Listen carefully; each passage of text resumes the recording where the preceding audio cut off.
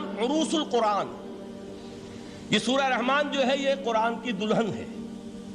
جیسے دلہن کو آپ خوشنما لباس پہناتے ہیں، آراستہ پیراستہ اس کو گہنے اور اس کو زیور پہناتے ہیں، تو جس طریقے سے سجاتے ہیں آپ دلہن کو، اللہ تعالیٰ نے ایک سورت قرآن مجید میں یہ ایسی رکھی ہے سورہ رحمان کہ اسے خوب سجایا ہے۔ اس میں الفاظ کا در و بست، اس کا اپنا ایک ڈیوائن میوزک ہے۔ وہ تو اللہ تعالیٰ قراء جو ہے خاص طور پر مصر کے قراء، اللہ تعالیٰ ان پر رحمت نازل فرمائے، ان کی خطاؤں سے درگزر کرے۔ جس طرح قرآن کے انٹرنسک میوزک کو انہوں نے واضح کیا ہے۔ واقعہ یہ ہے کہ اگر یہ لوگ نہ ہوتے، شیخ عبد الباسط محمد عبد الصمد، شیخ محمود خلیل الحصری، یہ لوگ کہ جنہوں نے قرآن کے اس غنا میوزک، یہ لفظ جو ہے آپ حیران نہ ہو کہ میں یہ کوئی شاید توہین کر رہا ہوں قرآن کی، حضور نے یہ لفظ استعمال کیا ہے، تغنو، اس قرآن کو اچھی سے اچھی خوشلحانی کے ساتھ پڑھو۔ من لم یتغن بالقرآن فلیس منا، جو قرآن کو بہتر سے بہتر انداز میں، اچھی سے اچھی آواز میں، خوشلحانی کے ساتھ پڑھنے کی کوشش نہیں کرتا، وہ ہم میں سے نہیں ہے۔ بلکہ ایک مرتبہ حضور رات کے وقت آپ گشت پر تھے اپنے ساتھیوں کے حالات معلوم کرنے کے لیے۔ حضرت ابو موسیٰ اشعری رضی اللہ تعالیٰ عنہ ایک صحابی ہیں، ان کے گھر کے پاس سے گزر ہوا، وہ رات کو تہجد پڑھ رہے تھے، کھڑے ہوئے کیف کے عالم میں قرآن تلاوت کر رہے ہیں۔ حضور کو بہت پسند آئی ان کی قرات، کافی دیر تک وہاں کھڑے سنتے رہے۔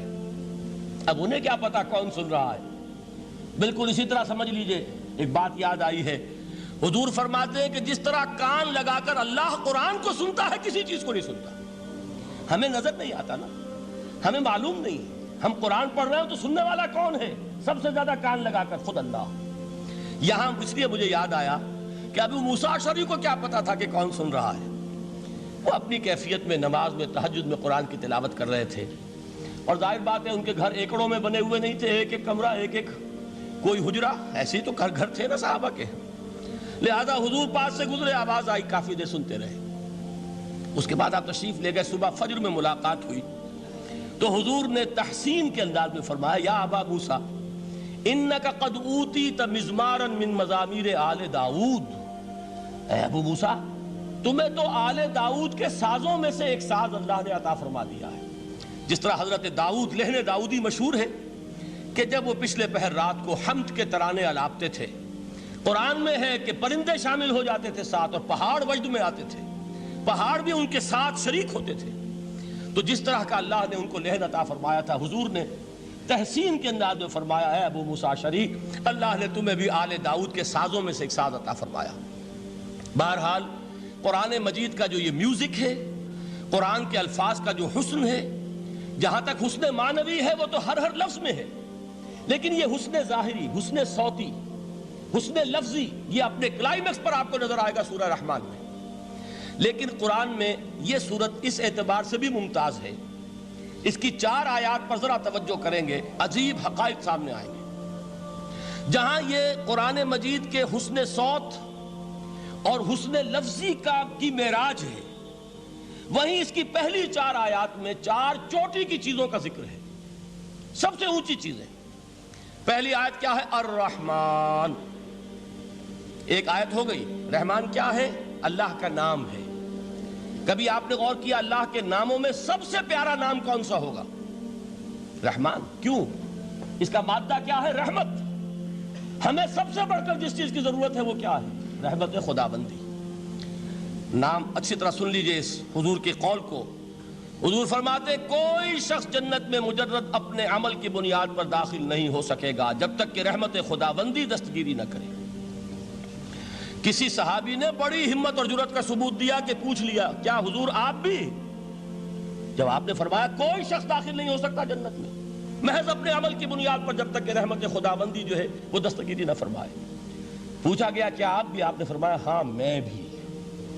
آپ انداز کیجئے کہ اگر محمد الرسول اللہ بھی رحمت خداوندی کے ضرورت مند ہوں تو تاب دیگراں چے رسد، ہماری تو سب سے بڑی ضرورت رحمت خداوندی ہے۔ اب یہ رحمت جو ہے قرآن مجید میں اللہ تعالیٰ کی یہ شان 2 الفاظ کے ذریعے سے آتی ہے، رحیم اور رحمان۔ اور کوئی مادہ نہیں ہے جس سے 2 نام بنتے ہوں اللہ کے، لیکن یہ مادہ ہے واحد رحمت کا کہ جس سے رحمان بھی ہے رحیم بھی ہے۔ رحیم صفت مشبہ ہے، رحمت دائم ہو جائے گی، مستقل ہوگی تو رحیم کہیں گے۔ اور رحمان، اس میں رحمت کی ہے وہ شان ہے کہ جیسے ٹھاٹھے مارتا ہوا سمندر ہو، ہیجان کی کیفیت، طوفانی کیفیت، رحمت خداوندی کا طوفانی جوش، وہ ہے رحمان۔ آپ تو رہتے اس علاقے میں ہیں، آپ کو معلوم ہے عرب اگر بھوکا مرا جا رہا ہو تو کیا کہے گا؟ انا جوعان۔ پیاسا مرا جا رہا ہو انا عطشان۔ بہت غضبناک ہوگا غضبان، غضبان آصفہ قرآن میں آیا ہے، بہت غضبناک۔ رحمان، جس کی رحمت جو ہے جوش میں ہے، ٹھاٹھے مارتے ہوئے سمندر کے مانند۔ تو یہ اللہ تعالیٰ کے ناموں میں سب سے پیارا نام۔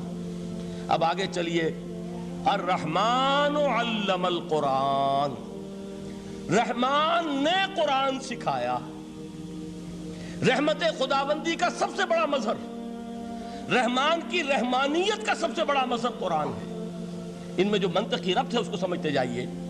اچھا آپ یہ سوچئے، جو علم بھی انسان کو حاصل ہوا وہ کس نے دیا؟ اللہ نے۔ سائنس کا علم کس نے دیا؟ اللہ نے۔ علم آدم الاسماء کلہا، وہ علم الاسماء جو حضرت آدم کو دے دیا گیا تھا ازل میں، یہ اسی کا ظہور ہے، یہ اسی کی ایکسفولیشن ہے جو ہو رہی ہے اور ہوتی رہے گی ابھی۔ اور دوسرے علم ہے وہ کس نے دی؟ اللہ نے دی۔ لا یحیطون بشیء من علمہ الا بما شاء، مخلوق میں سے کوئی اللہ کے علم میں سے کسی شے کا احاطہ نہیں کر سکتا مگر وہ جتنا اللہ دینا چاہے۔ لیکن یہ کہ تمام علوم میں چوٹی کا علم قرآن۔ نوٹ کرتے جائیے، اب چوٹی کی چیزیں جمع کیجیے۔ اللہ کے ناموں میں چوٹی کا نام رحمان، اللہ نے جو کچھ انسان کو سکھایا اس میں چوٹی کا علم قرآن۔ خلق الانسان، انسان کو پیدا فرمایا۔ سوال یہ کہ حیوانات کو کس نے پیدا فرمایا؟ آسمان کس نے پیدا کیے؟ زمین کس نے پیدا کی؟ فرشتے کس نے پیدا کیے؟ کیا مطلب خلق الانسان؟ اس کی تمام مخلوقات میں اس کا کلائمیکس، اس کی تخلیق کی معراج